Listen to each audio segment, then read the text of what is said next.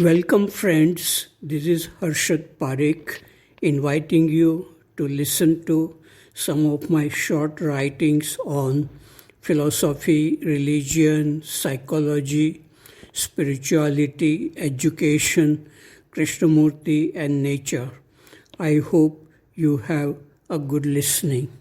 This is audio tape number 117, article 779. It is about a dialogue. There was a staff meeting 3 days ago. Mr. Narayan wrote 4 phrases on a blackboard. These phrases are considered as the foundation of Krishnamurti's teachings: choiceless awareness, alert passivity, observer is the observed, and you are the world. He invited discussion on these phrases. Rajesh said, "Let us talk about what we feel about these phrases." I said, "Consider that there is an empty room. Someone enters the room, looks around, and then goes away. The room is empty again. The mind is like that room. It is empty.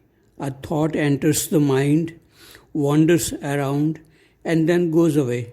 The mind is empty again. Now, what is there to be aware of, and who is watching?" There was silence. It seemed as if I had ended the dialogue even before it started. After a while, Mr. Narayan said, "We cannot talk about what happens when thought is absent. As soon as one thought ends, another enters." I asked, "Is there no interval between the two thoughts?" Mrs. Thomas said, "Our experience indicates that the mind is never empty of thoughts."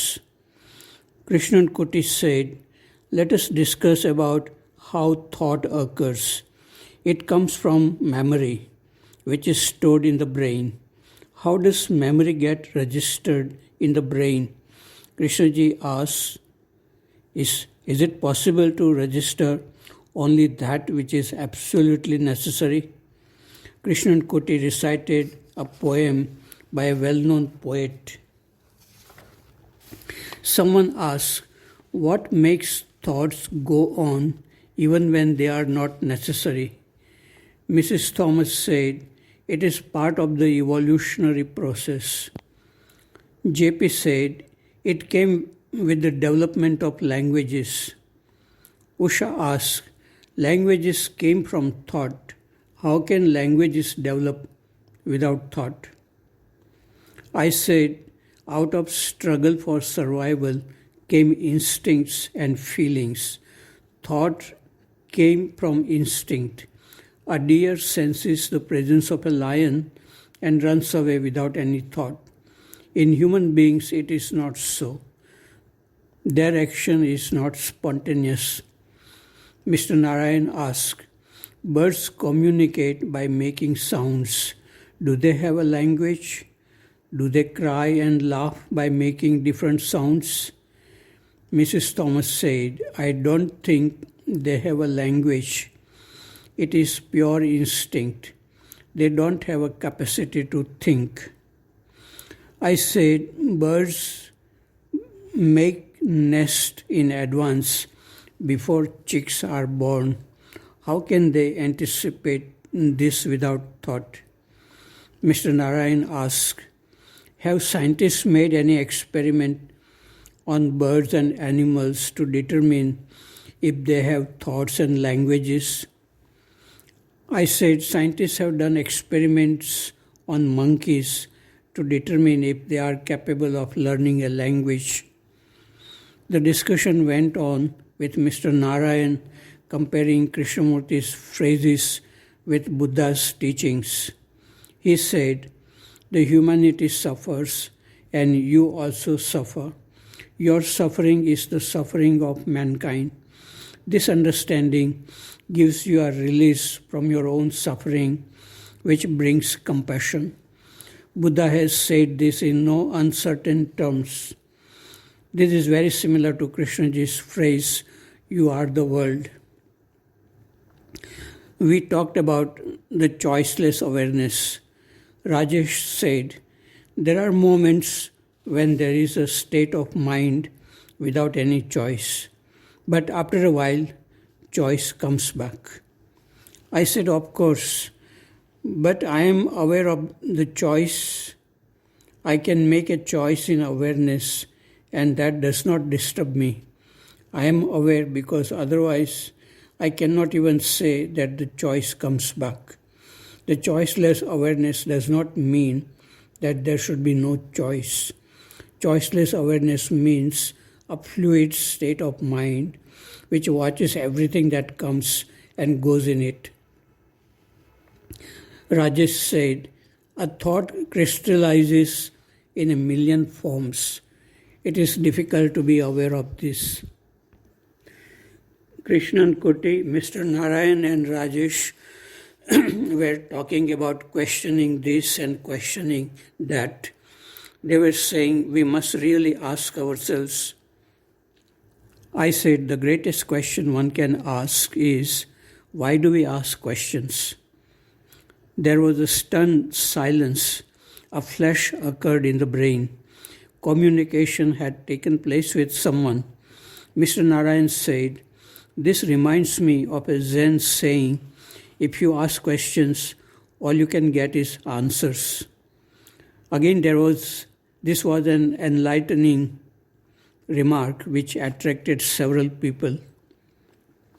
Mr. Narayan asked, are you saying that questioning and investigating these phrases do not lead us anywhere?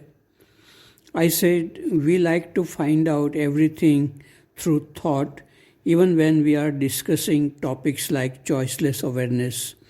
We think that step-by-step analysis will lead us to a state of mind in which there will be a sudden flash in the brain, and then we will understand the meaning of these phrases. Maybe it is like that. I cannot speak for all.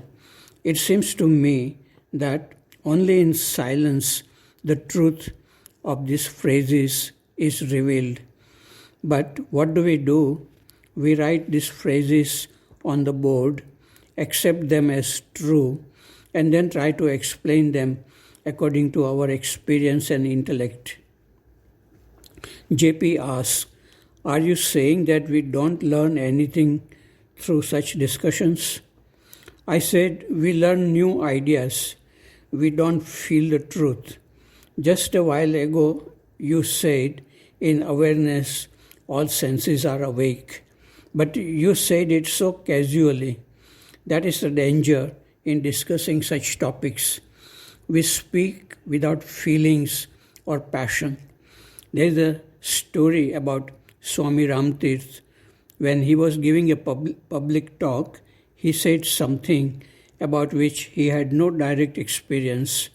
He stopped speaking and went away without completing his lecture. Mr. Narayan said, we learn by making mistakes. This was from my diary dated October 3, 1981. Article number 780. It is about sinking in thinking. If you or anyone are sinking in the mud of thinking and you try to come out, you sink deeper. If you can see this quickly, not through thinking, there is a possibility of coming out of the mud of thinking very quickly. You may ask, how can one see this quickly without thinking if one is already in the mud of thinking? A butcher was killing chickens every day for many years, but one day, as he raised his knife to kill a chicken, he saw something in the eyes of the chicken. That look changed him completely. He stopped killing animals for food. He did how did this happen? Angulimal had killed many human beings for years, but after listening to Gautam Buddha, he changed very fast. He became non-violent without making much effort. He saw something quickly, non-verbally, in the words of Buddha.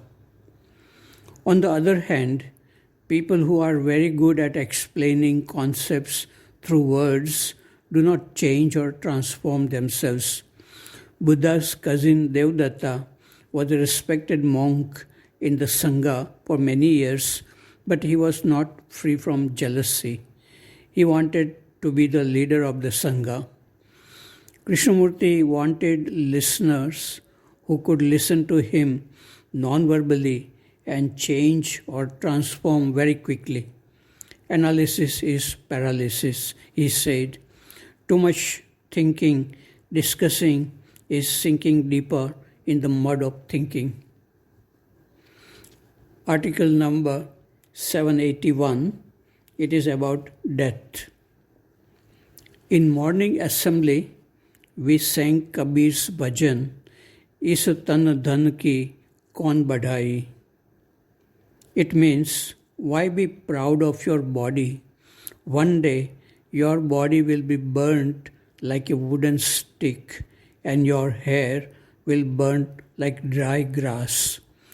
Kabir is not frightening you.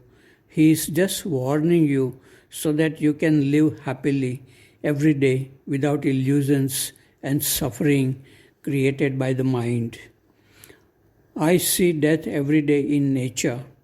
Those millipedes are born, eat, grow, and die in few days. I see their bodies becoming one with the earth.